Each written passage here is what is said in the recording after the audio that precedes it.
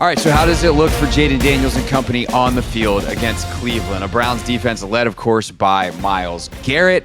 They are very aggressive. They got a lot of blitzes that they'll throw at you. But I think that there's some opportunities after watching them on tape, Logan. Like I do think that there is a possibility, and I can lay this out depending on how this conversation goes. If you don't lay it out, like I think there's a scenario where Jayden Daniels goes for 300 yards and like has a heck of a day. There's also a situation where it goes all horribly wrong. Like the swath of outcomes here feels incredibly wide. What do you see when you watch them though, and how do you think that Cliff starts to think about attacking them? Yeah, I think you see a defense that was, and you understand why last year they were maybe the most talented defense in football. They have a lot of pieces on the defensive line. Obviously, Myles Garrett, they've got Zadarius Smith, they've got Obo Okorokoro, they've got Isaiah McGuire, guys that are really good, consistent pass rushers. They've got Alex Wright, a guy they drafted a couple years ago, who's got some pass rush juice inside. And so they are capable of kind of beating you with a four-man rush. You look at the linebackers, you got Jeremiah Owusu-Koramoah, the guy from Notre Dame that everyone was super high on. He plays with his hair on fire. Devin Bush, right? Jordan Hicks, that second level of defense is doing a great job, man. They absolutely ripped to the football. Grant Delpit is the free safety, and he's a big, strong, physical guy, kind of in the mold of like a Jeremy Chin type guy, kind of a box player, but maybe a little bit more athletic, more coverage upside. Like he wears number 9, Owusu-Koramoah wears number 6, and the way they run to the football is awesome. And you're like, man, this front's good. On first and second down, they struggle a little bit, stopping the run sometimes. And it doesn't make a lot of sense to me because Dalvin Tomlinson's one of the best defensive tackles in football at stopping the run, and he flashes quite a bit. But Shelby Harris, their 3 technique is a little up and down. And if you get to the second level on this defense, like Owusu-Koramoah is basically like a safety. Grant Delpit's playing in the box a lot. He is a safety. So they have a hard time. I will say the one thing that really jumps out to you is when they get you in a 2nd and 10, 3rd and 10, watch out, because they are very, very opportunistic in those moments. And what I mean by that is I went and watched all their 3rd downs from the first 4 games, and it's almost like clockwork. It's like 2nd and 12, and who's getting a sack fumble? Myles Garrett. Or hey, we're playing the Dallas Cowboys and it's a close ball game and Myles Garrett forces you up in the pocket and Owusu-Koramoah blitzes and the ball's out. They're really, really good in those situations because they create so much pressure. To your point, when you watch them in the back end, they're not as consistent as they were last year, and it's really hurt them. Like Martin Emerson is struggling a little bit. Obviously, Denzel Ward, is doing a really nice job on the other side, but Emerson struggled. He's given up a lot of explosive plays, and so there is opportunity there. But the margin for error is much, much smaller than we saw against Arizona, than we saw against Cincinnati. Cincinnati were like, man, they play really good coverage structures and they have one good pass rusher. We were talking about Arizona bringing complicated blitzes. Here, there's 4 or 5 talented pass rushers and they're pretty creative in their blitz schemes. And so if you're not locked in up front and you're in a bad down and distance, they're gonna get you. They've gotten everybody they've played this year at some point. So I look at Washington and I say, that's in some ways that's good because they've been hyper efficient out of staying out of 3rd and longs, right? Jay, we talked about how good Jayden's been at staying out of those situations, picking the right moments to scramble. So there's a lot of really positive things there. And then the other thing is that I would point out is they in these pressures, they like to play a lot of man coverage behind it. Mm-hmm. Do they do that versus Jayden Daniels? Because you watch the Jacksonville game, for example, and Trevor Lawrence scrambles for 40 yards on a pressure where they're very good at containing the passer. There's a little crease and he runs for 40 yards and Jayden Daniels is going to score a touchdown on that. So this is who they are. Stay out of 3rd and 10.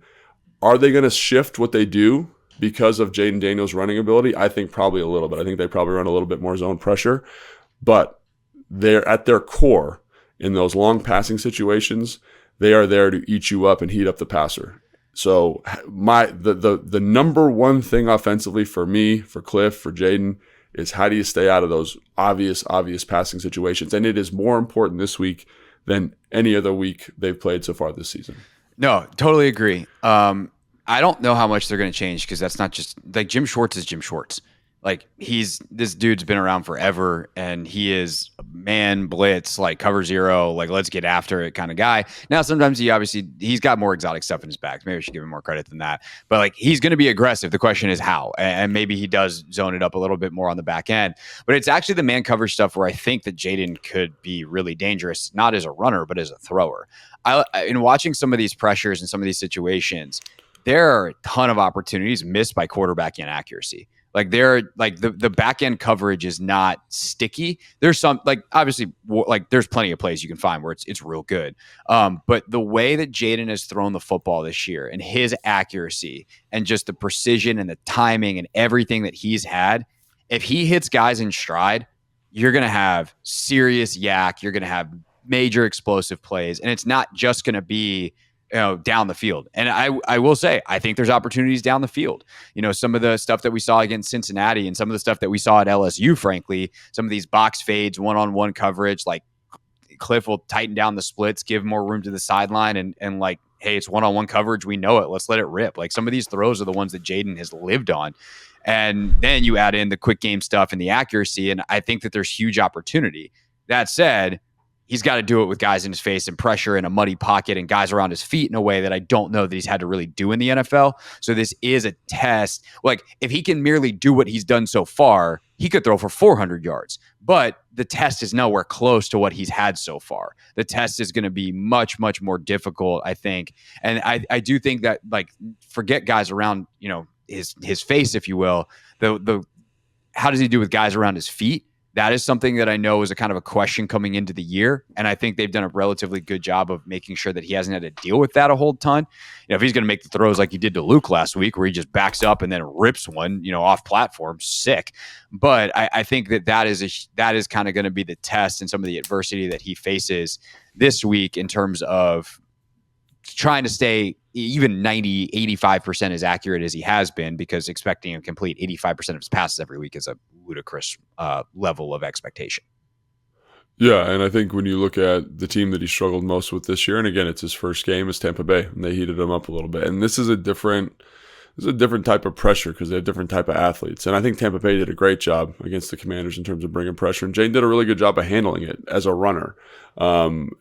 How does he handle it as a passer? I think is another kind of step to that. And it's a different front. Like they're pretty good up front. And I think that's something that I'm really curious to see, is because when you look at Arizona, when you look at Cincinnati, there's not a lot of people around them. They did a really good job of keeping clean pockets. And he's shown an ability, and I'm not detracting from this in any way. Like it's awesome that he can make throws. He can do that from the pocket, but it's a different animal when you're under pressure, because that's something, like you said, they talked about when he was being pressured, his completion percentage goes way down. His desire to throw seems to go way down. So what does that look like in this game? And what is Cliff's plan to stop that? Because like I said, they're not great on first and second down. They're okay on first and second down. They play with their hair on fire. They're physical, but there are creases. And when you watch the Giants game, when you watch the Las Vegas game specifically, they had one of the worst EPAs per rushes in the NFL, and they're gashing these 25-yard runs kind of out of nowhere. And when you watch Las Vegas prior to that, it just wasn't on the film. So obviously they're having a little bit of an issue stopping the run as well. But there's so many things with this defense, because I actually like watching their defense. And I know statistically they're not super efficient. I think they're like 17th in points or whatever. I think one of the big reasons that they're having a hard time is because the offense is struggling, and they're on the field way more than I think they want to be. And they're not in game flows that they're accustomed to being in, where they can just rush the passer and get after you. So I think if that's another way, obviously we talk about running the football, quick game, play pass. Screens are going to be huge in this game. They've been very successful against them all season. But if you can get a more positive game flow, again, you're up by 10 and you can kind of hold that lead, you're going to really mitigate what that front does well. And so scoring points early is going to be a big deal. But yeah, it's going to be maybe one of the most interesting tests of the year, I think, for Jayden, just because of they kind of attack what people think he doesn't do well. And that's part of their DNA. And to your point about Schwartz, like, yeah, they're going to play a lot of man, they're going to play a lot of zero, or they have. But he also, because he is this attacking pressure style, they run a lot of zone pressures too. So maybe they kind of lean more into that as opposed to the man stuff to account for what Jayden does with his legs.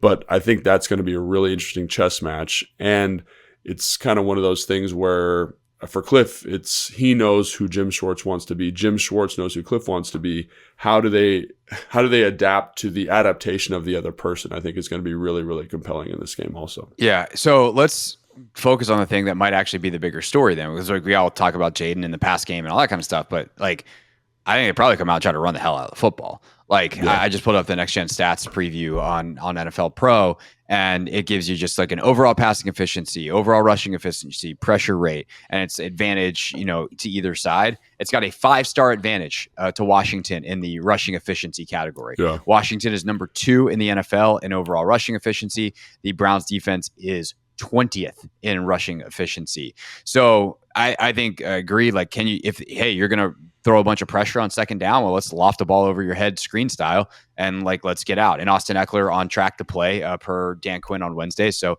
that is obviously huge if you can get him back and turn some explosive plays in the screen game. But rushing the football, how would you attack this group? And do you think Washington can continue being as successful as they have, or is there stuff that Cleveland can pretty easily clean up and get fixed?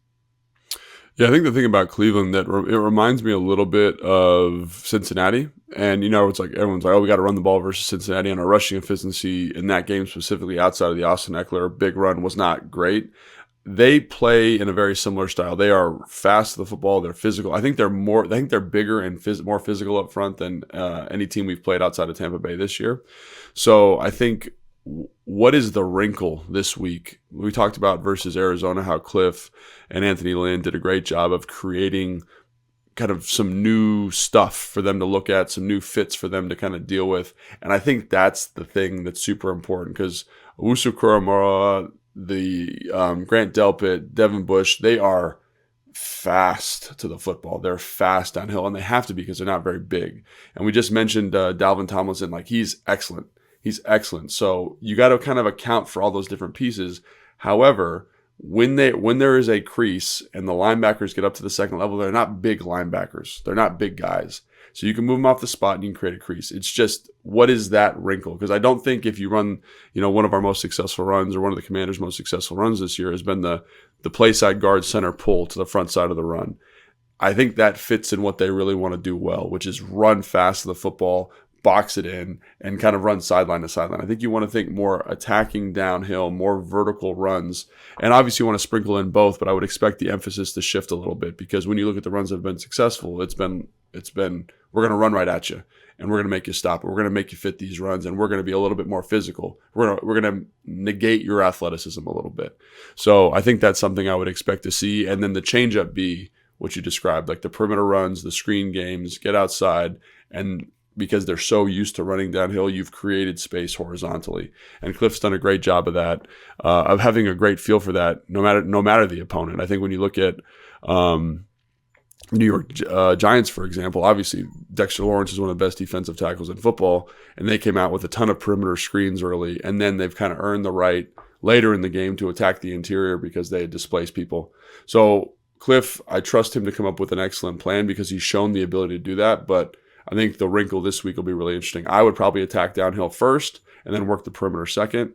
But, Cliff's a smarter guy than me, so can't wait to see what he does. Well, I think you could also look at some of the misdirection stuff that they've done and be like, can you get those guys running fast the wrong way? And that's because they will run fast the wrong way. They will do that. So Cliff's been so good with misdirection. It was funny talking to Schlereth because he talked about that first play against Cincinnati where they pulled guys away from the play and then countered back with Eckler and got a huge gain, or 8-yard gain, like basically untouched because guys just ran away from the play.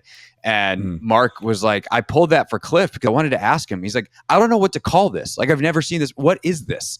And Mark's been, a former offensive lineman that's been, now an analyst for 20 years, played for Mike Shanahan, knows the run game inside and out, played for Joe Gibbs, knows the run game pretty darn well. Whoa. And he's like, I've never seen this and I have no idea what it is. And I don't even know what to call it. So there definitely is, when it comes to coming up with wrinkles, Cliff's certainly got a few in his bag. And then obviously the quarterback run game, I think, is the other part of this, right? Like, that's the way you can use aggressiveness against people, is like, hey, you get really aggressive, stop in B-Rob. Well, Jayden's going to pull one and get to the outside. So I think that's definitely going to be interesting as well. Yeah, and again, I don't know how effective the quarterback run game is because if they play it well, Zadarius Smith's a beast, as a Yeah. run defender, and I And I think he also can don't play want to leave lateral. Myles Garrett unblocked on principle. Yeah, just that's something I would kind of just be like, if they are going to do a lot of quarterback run stuff, how do they get to that? Like, what's the plan to make that more efficient? Because, like you said, they're athletically on the edge, pretty gosh darn good. I mean, Myles Garrett, watching him is very fun and very special because there's no other athlete like him in the NFL, and there's no other athlete that was playing when I was playing. It's for the last 20 years. There's been nobody that I've seen that's been that You plays mean the you mean there's position not a with lot you. of dudes walking around that are 6'5", 295, have 40-inch verticals and 4.40s? No, there's not a lot of people like that, Craig, surprisingly. And so yeah, on principle, I'm like, I don't know if I want Jayden Daniels trying to zone read that guy because he could easily play both. So to your point, what's the wrinkle to make? Because that's been a big part of the offense. So what's the wrinkle this week to make sure that Jayden does get his touches in the run game? They've been pretty good about giving him, 4 to 5 design rushes. The rest have been scrambles. But what does that look like this week? I think is going to be really important. Maybe you run a little bit more kind of GT stuff with him, which you saw versus Tampa Bay, because you're actually blocking that edge player and you can kind of get a jet sweep action away. We'll see. I'm really, again, because of the front, I'm really curious to see how they attack it. Obviously, you're going to do what you do well, which is you're going to run the ball. You're going to run the runs you feel comfortable with. But I do think there will be an interesting wrinkle just to account for some of the athleticism and size that the Cleveland Brown front presents. Yeah. The other thing that I'll say real quick, I am curious personnel as well because if Cleveland's a little smaller on the second level, Washington's done so well out of 13 personnel. Can guys like Bates and Sinnott and to an extent Zach Ertz, like, can they be solutions there? Like, they're great blockers who are also really mobile, and so that seems like it would be a pretty good way to maybe combat some of what Cleveland does. Also, can you get some of those guys off the field in favor of different personnel that you maybe like a little bit better if they go a little heavier? So that's something to watch. Cliff playing the personnel game, which he's played masterfully all year long.